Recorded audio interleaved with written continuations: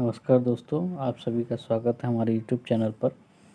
हिमालय से संबंधित अभी तक हमने 3 वीडियो जिसमें कॉन्सेप्ट को लेकर बनाया था, जिसमें अभी हमने 2 वीडियो ये पहला वीडियो जिससे जितने भी प्रश्न थे PYQs अलग अलग परीक्षाओं में पूछे गए थे वो वीडियो भी आया था। ये दूसरा उसी से संबंधित वीडियो है जिसमें भी आज हम प्रश्नों को ही डिस्कस करेंगे। कॉन्सेप्ट वाली अगर क्लास आपने नहीं देखी है तो जाके सबसे पहले उन वीडियोस को देख लीजिए, उनके बाद इन प्रश्नों को हल करिए। तो पहला, हिमालय पर्वत श्रृंखला किस पर्वत श्रेणी में आता है? हिमालय जो कि एक नवीन पर्वत श्रृंखला है और ये यूरेशियन प्लेट और इंडो प्लेट के आपस में टकराने से जो पर्वतों का निर्माण हुआ वो हिमालय पर्वत था। एक बलित पर्वत जो है, बलित पर्वत श्रृंखला है, ये बलित पर्वत में आता है। SSC CGL 2017 में ये प्रश्न पूछा गया। विश्व के विशाल बलित पर्वतों की रचना आज से लगभग कितने मिलियन वर्ष पूर्व हुई थी? तो ये 30 मिलियन वर्ष पूर्व जो है विश्व के बलित पर्वत रचना आज से लगभग 30 मिलियन वर्ष पूर्व हुई थी। हिमालय की रचना समानांतर वलय श्रेणियों में हुई है जिसमें से प्राचीनतम श्रेणी है। देखिए, हिमालय को 4 हिस्सों में बांटा था। एक होता है ट्रांस हिमालय जो कि पहले से बना हुआ हिमालय है, दूसरा है ग्रेट हिमालय, फिर मिडिल हिमालय और ये शिवालिक हिमालय। ये 4 श्रेणियाँ हैं। इनमें से पूछा है कि सबसे ज़्यादा पुराना जो बनेगा वो बृहत हिमालय, ये वाला जो हिस्सा है, ये वाला जो जिसमें मैं arrow G for great Himalaya जो है सबसे प्राचीन है। और उससे भी पहले जो हिमालय बना हुआ था जो कि इन बलन क्रिया का परिणाम स्वरूप नहीं बना है, ट्रांस हिमालय, वो पहले से बना हुआ था। प्रश्नों के हिसाब से बृहत हिमालय श्रेणी जो है वलय श्रेणियों में सबसे प्राचीन श्रेणी होगी। अगला, हिमालय पर्वत किस पर्वत का उदाहरण है? तो अभी जैसे ऊपर वाले प्रश्न में बताया था, परतदार पर्वत, ब्लॉक पर्वत, प्राचीन पर्वत या अवशिष्ट पर्वत। तो हिमालय पर्वत जो होगा वो ब्लॉक पर्वत का परतदार पर्वत है, क्योंकि इसमें कई सारी परतों के माध्यम से जो है पर्वत बना है। जैसे एक लेयर, दूसरी लेयर, तीसरी लेयर, इस तरीके से ये परत जो है इसमें बनी हुई है और ये एक बलित पर्वत का भी उदाहरण है। हिमालय की उत्पत्ति किस भूसन्नति से हुई है? तो भूसन्नति ये टेथिस भूसन्नति थी। जैसे कि ये इंडो प्लेट थी, ये नहीं, ये वाली यूरेशियन प्लेट थी, ये इंडो प्लेट थी। तो इसके बीच में जो सागर था इसको टेथिस सागर का नाम दिया हुआ था। और भूसन्नति को जियोसिंक्लाइन इंग्लिश में बोलते हैं। भूसन्नति वह हिस्सा होती है जिसमें बहुत सारे नदियों का जो अवसाद है वो जमा हो जाता है। वही जब कोवर का नियम इसमें लगता है, जिसकी वजह से वही जो सेडिमेंट है अत्यधिक संपीड़न या अत्यधिक कंप्रेशन से वह संपीड़न जो है अत्यधिक लग जाने से जो अंदर सेडिमेंट है वो ऊपर की तरफ उठ जाता है और जो सागर का हिस्सा है वो अधिक बलित हो जाने से वह हिस्सा ख़त्म हो जाता है और वहाँ पर किसी संरचना का निर्माण हो जाता है। और वही जो संरचना है वो हिमालय भूसन्नति यानी कि टेथिस भूसन्नति से बनी हुई है। हिमालय पर्यायवाची है मध्य हिमालय का, महान हिमालय का, शिवालिक हिमालय का या ट्रांस हिमालय का। तो हिमालय जो पर्यायवाची है वो महान हिमालय का है और इसी महान हिमालय के बाद मध्य हिमालय, शिवालिक हिमालय का निर्माण हुआ है। हिमालय की सबसे पूर्वी चोटी कौन सी है? तो सबसे पूर्वी चोटी इसमें कंचनजंगा, माउंट एवरेस्ट, अन्नपूर्णा या नामचा बारवा। तो सबसे पूर्वी चोटी है वो नामचा बारवा होगी, क्योंकि यह अरुणाचल प्रदेश के पूरब में स्थित है नामचा बारवा। और नंगा पर्वत जो है सबसे पश्चिमी चोटी है हिमालय की, जो कि पीर पंजाल श्रेणी में स्थित है। तो इसका सही आंसर होगा नामचा बारवा। अगला है, पूर्वी हिमालय की तुलना में ट्री लाइन का ऊंचाई मान पश्चिम हिमालय में होता है कम, अधिक, वैसा ही या असंबंधित, परिवर्तित। ये पूछ रहे हैं कि जो पूर्वी हिमालय की तुलना में जो पश्चिमी हिमालय है उसकी ऊंचाई कितनी है। तो पश्चिमी हिमालय की ऊंचाई तो जो है कम है, लेकिन पूर्वी हिमालय की ऊंचाई अधिक है। ऐसा क्यों है?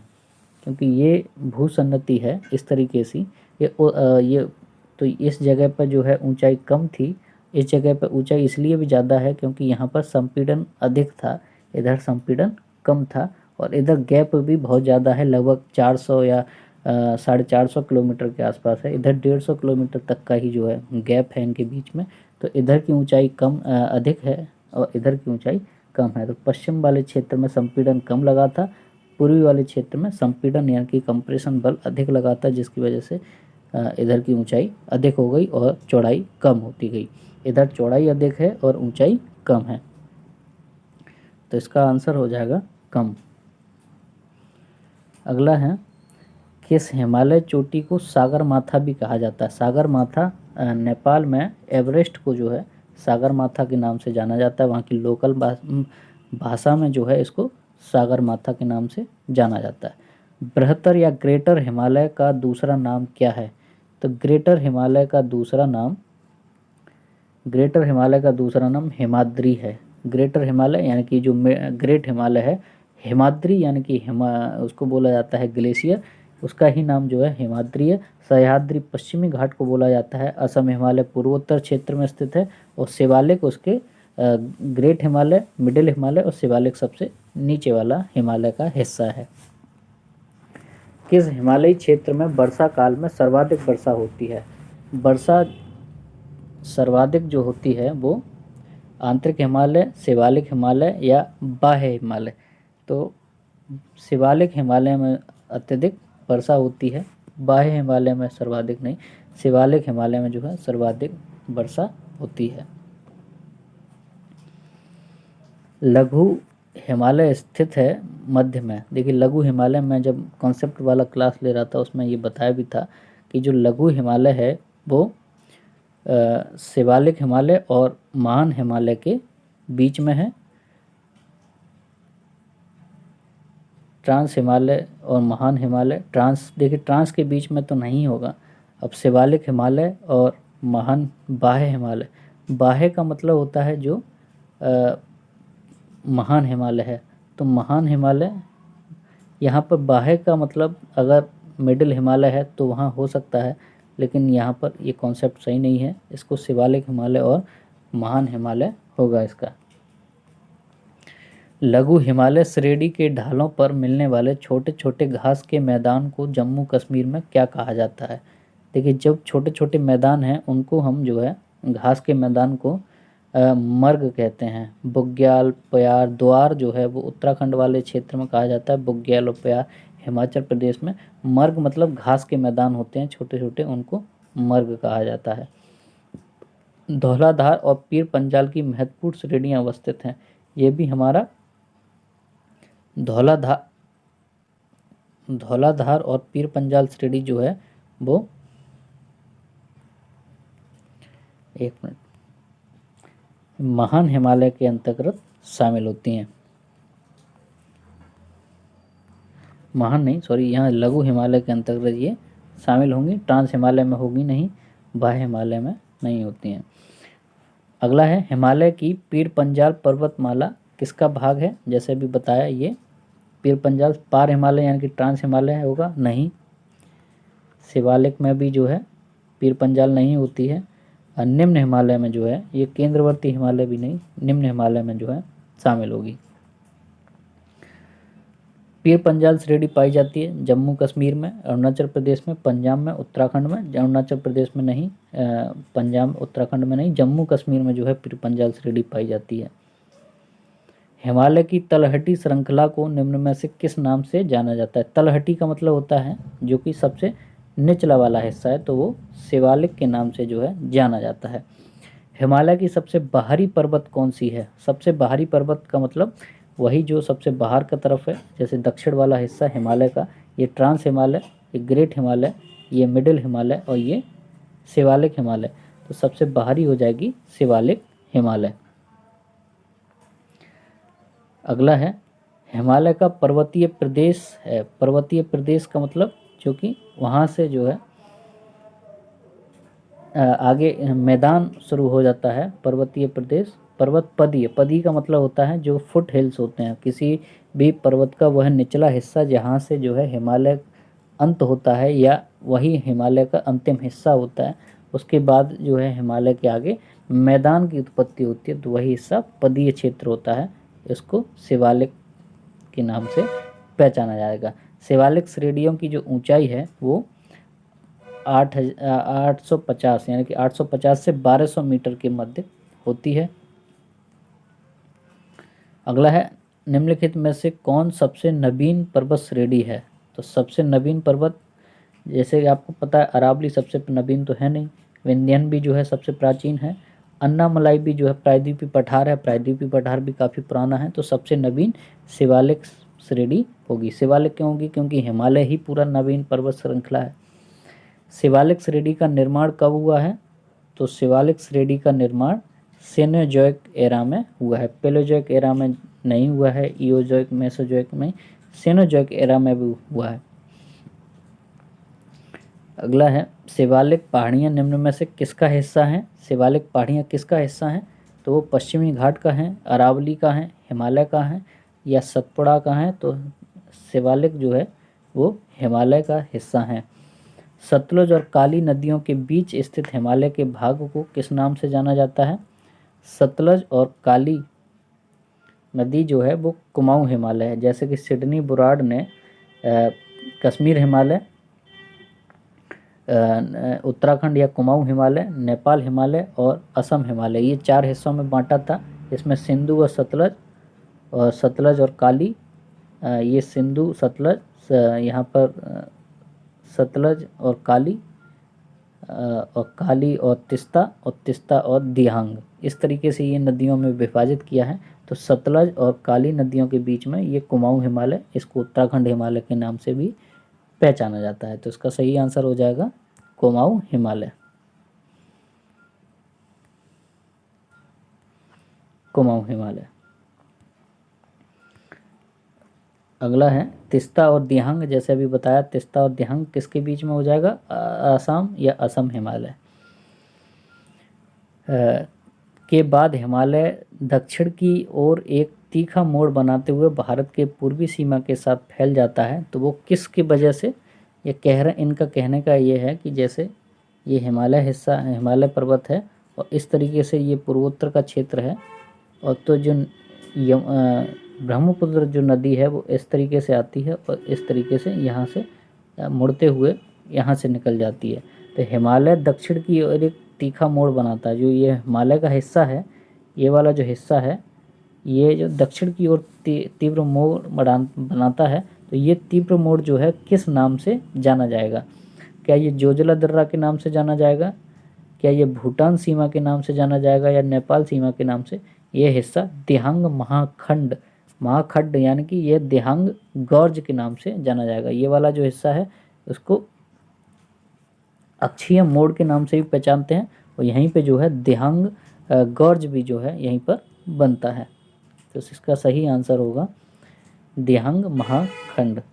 हिमालय में मुख्य सीमा भ्रंश MCT पृथक करता है। मेन सेंट्रल थ्रस्ट किसको विभाजित करता है? इसके लिए हमने जो है कई सारे मैप के माध्यम से और कई सारे चित्रों के माध्यम से कॉन्सेप्ट वाली क्लास में इसमें देखा है। MCT क्या है, MFT क्या है, TCCAD क्या है। तो MCT जो है वो किसके बीच में विभाजित करता है? महान हिमालय और लघु हिमालय को विभाजित करता है। निम्न में कौन हिमालय की चोटियों के पूरब से पश्चिम दिशा में सही क्रम को प्रस्तुत करता है? पूरब से पश्चिम यानी कि इधर से, ये पूरब है, यहाँ से लेके इस तरीके से जो चोटियाँ होंगी उनको सही क्रम में रखता है। चलिए सही इसको लगाते हैं, नामचा बर्मा, ठीक है, पूरब में है नामचा बर्मा। कंचनजंगा इधर रख देते हैं, कंचनजंगा, फिर माउंट एवरेस्ट, फिर नंदा देवी, इस तरीके से ये क्रम है। पूरब में धौलागिरी नहीं है, मकालू के बाद धौलागिरी नहीं होगा, नामचा बर्मा, कंचनजंगा, माउंट एवरेस्ट या नंदा देवी। देखिए A और D दोनों, इनमें से कौन सा होगा A और D में से? तो इसका सही आंसर D होगा, क्योंकि ये नामचा बर्वा है, ये कंचनजंगा है, ये माउंट एवरेस्ट है और ये नंदा देवी है। उत्तराखंड की सबसे ऊंची चोटी भी जो है नंदा देवी है। इसका सही आंसर D होगा। पश्चिमी भाग में हिमालय की श्रेणियों का दक्षिण से उत्तर की ओर दक्षिण से उत्तर यानी कि नीचे से ऊपर की तरफ जो क्रम है उनको हमको लगाना है इस तरीके से। तो शिवालिक, लघु, महान हिमालय, तो सबसे दक्षिण वाला हिस्सा शिवालिक का हो जाएगा, उसके ऊपर लघु का हो जाएगा, उसके ऊपर महान हिमालय हो जाएगा और यहाँ पर ट्रांस हिमालय हो जाएगा। तो सबसे दक्षिण में देखते हैं क्या शिवालिक है, पहला शिवालिक है, दूसरा महान नहीं होगा, लघु हिमालय नहीं होगा। अब ए और डी में शिवालिक हिमालय के बाद महान नहीं आएगा, उसके पहले लघु आएगा। तो शिवालिक हिमालय, लघु हिमालय, महान हिमालय, इसका सही आंसर ए होना चाहिए। हिमालय पर्वत श्रेणियां निम्नलिखित में से किस राज्य का हिस्सा नहीं है? हिमालय पर्वत श्रेणियां निम्नलिखित में से किसका राज्य का हिस्सा नहीं है? तो वो उत्तर प्रदेश में से हिमालय पर्वत जो है नहीं गुजरता है। उत्तर प्रदेश में से हिमालय जो है नहीं गुजरता है, उत्तराखंड में से गुजर जाता है, सिक्किम से गुजरता है और हिमाचल प्रदेश से गुजरता है। यदि हिमालय पर्वत श्रेणियां नहीं होती तो भारत पर सर्वाधिक संभाव्य भौगोलिक प्रभाव क्या होता? देखिए हिमालय जो है चाइना से और पूर्व रसिया से जो ठंडी हवाएं हैं उनको आने से रोकता है। अगर वह नहीं होता तो पूरे दिल्ली और उत्तर भारत क्षेत्र में अत्यधिक शीत लहर चलती, जिसकी वजह से यहाँ पर भी साइबेरिया और चाइना जैसी ठंड पड़ती। लेकिन हिमालय की वजह से वो ठंडी हवाएं जो है भारत में नहीं आती हैं, जिसकी वजह से अत्यधिक ठंड नहीं पड़ती है। तो देश के अधिकांश भाग में साइबेरिया से आने वाली शीत लहरों का अनुभव होता। बात ठीक है। सिंध गंगा मैदान इतनी सुव्यवस्थित जलोढ़ मृदा से वंचित होता। और अगला देखते हैं, इसका है मानसून का प्रतिरूप वर्तमान प्रतिरूप से भिन्न होता। बिल्कुल सही है। अगर हिमालय पर्वत नहीं होता तो जो जितनी भी मानसूनी पवन हैं वो हिमालय से न टकराती और वह सीधे निकल जाती, जिसकी वजह से वहाँ पर वर्षा नहीं होती, और वर्षा नहीं होती तो वहाँ पर जलोढ़ मृदा से जो क्षेत्र है सिंधु गंगा का मैदान, वो अत्यधिक आज जिस हिसाब से वहाँ पर कृषि का उत्पादकता होती है वो नहीं होती। तो ये तीनों ही कारण सही होंगे। यदि हिमालय पर्वत श्रृंखला अस्तित्व में नहीं होती तो निम्नलिखित में से क्या हुआ होता? तटीय भारत में भूमध्य सागरीय जलवायु होती, सर्दियों के महीनों में मानसून की वर्षा होती, सर्दियों में उत्तरी भारतीय मैदान और अधिक ठंडे होते, भारत के उत्तर पश्चिमी भाग में आर्द्र स्थिति होती। तो जैसे अभी देखा, सर्दियों में उत्तरी भारतीय मैदान और अधिक ठंडे हो जाते। तटीय भारत में भूमध्य सागरीय जलवायु भारत में नहीं हो सकती है, भूमध्य सागरीय जलवायु का अलग पैटर्न है।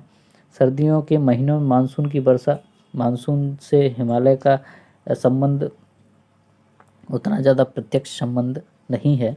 और भारत के उत्तर पश्चिमी भाग में आर्द्र स्थिति होती, ऐसा भी कुछ नहीं होता।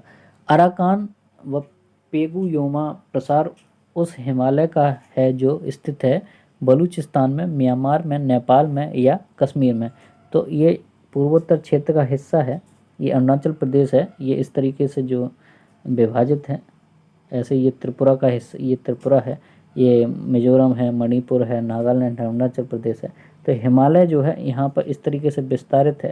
तो ये वाला जो हिस्सा है इसी को अराकान योमा या पेमू योमा के नाम से जाना जाता है, जो कि म्यांमार का हिस्सा है। जब आप हिमालय की यात्रा करेंगे तो आप निम्नलिखित में से क्या देखेंगे? उसमें गहरे खड्डे देखेंगे, यू घुमाव वाली नदी मार्ग देखेंगे या समानांतर पर्वत श्रेणियाँ देखेंगे, भूस्खलन के लिए उत्तरदायी ढाल प्रवणता देखेंगे।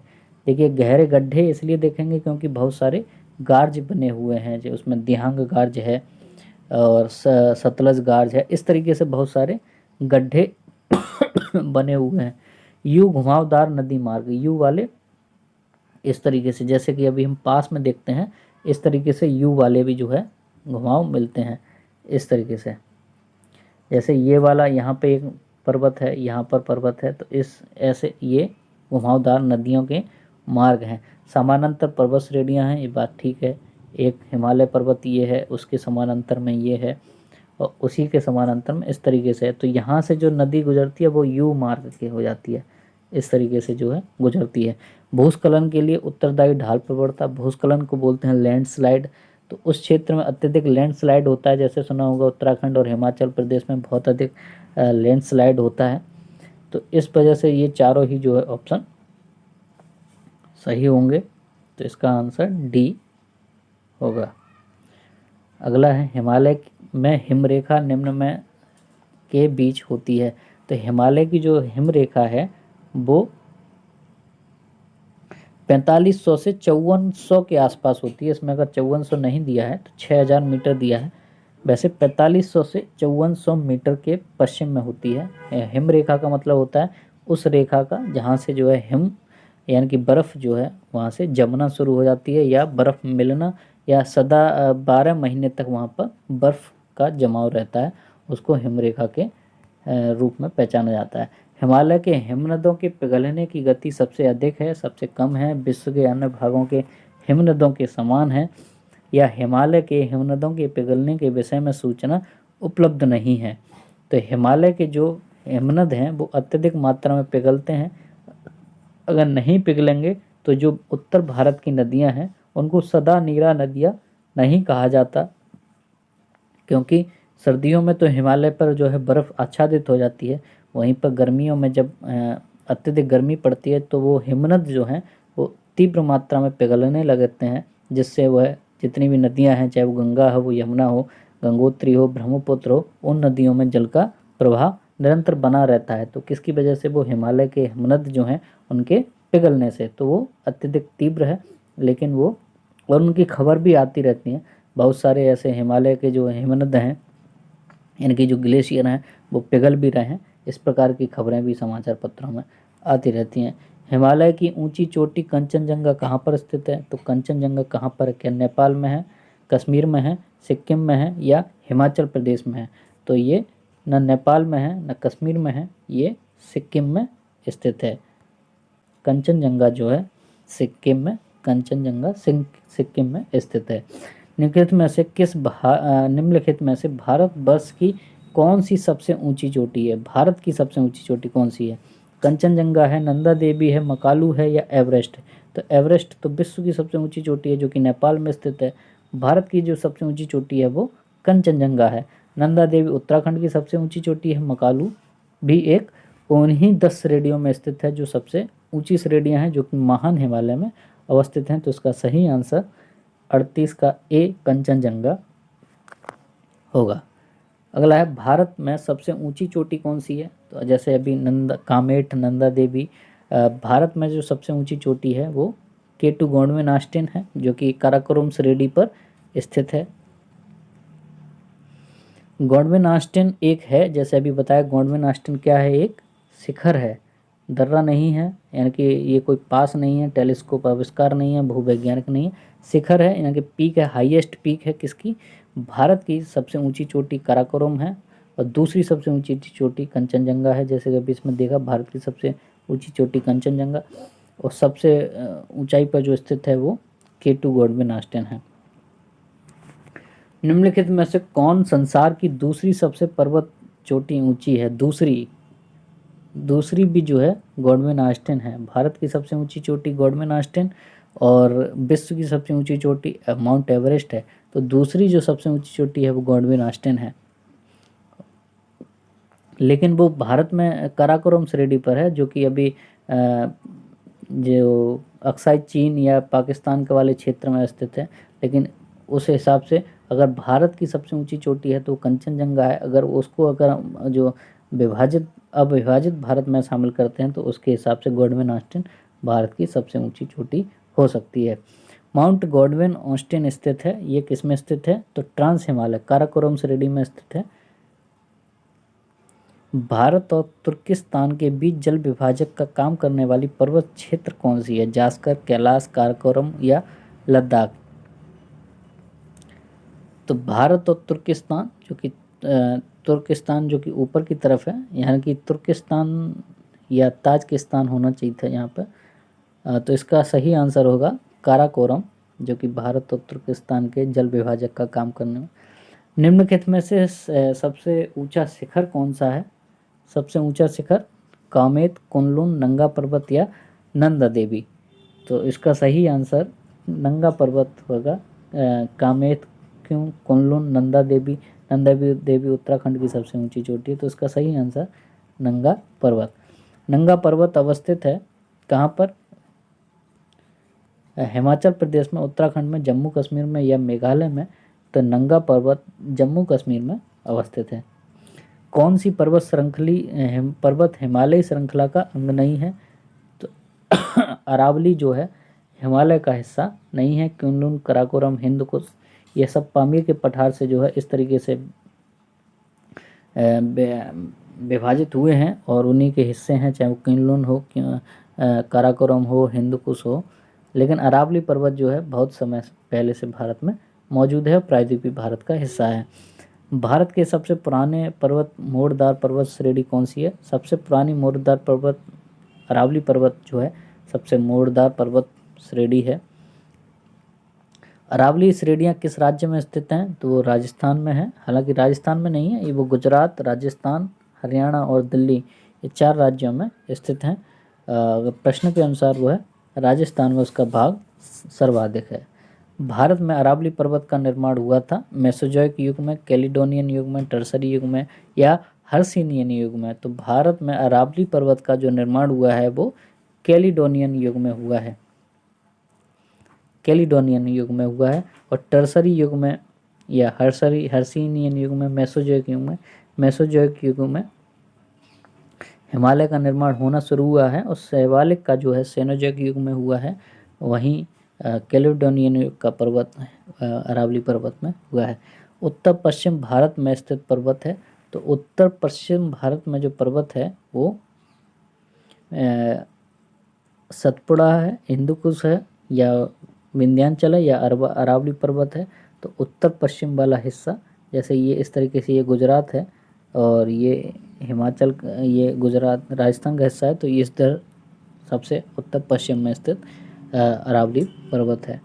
तो आज के लिए इतना ही है। अगले किसी वीडियो में फिर से मिलेंगे किसी नए टॉपिक पर या फिर PYQs की ही नई वीडियो लेकर आएंगे। लेकिन जल्दी मिलेंगे, तब तक लाइक करिए, शेयर करिए, सब्सक्राइब करिए। धन्यवाद।